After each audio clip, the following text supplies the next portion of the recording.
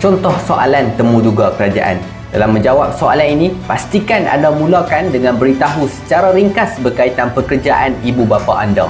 Kemudian, huraikan nilai yang anda dapat dari keluarga anda.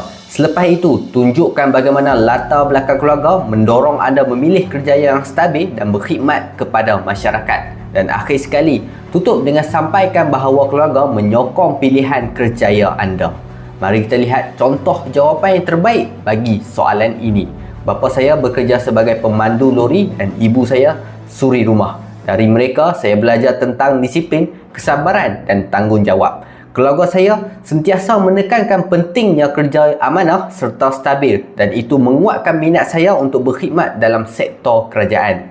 Mereka juga sangat menyokong usaha saya untuk menyertai perkhidmatan awam. Bagi calon yang berminat untuk dapatkan template fail temuduga, anda boleh klik link clickbait kuning dekat bawah ni. Manakala bagi calon yang dapatkan rujukan temuduga kerajaan, anda boleh klik link dekat profil.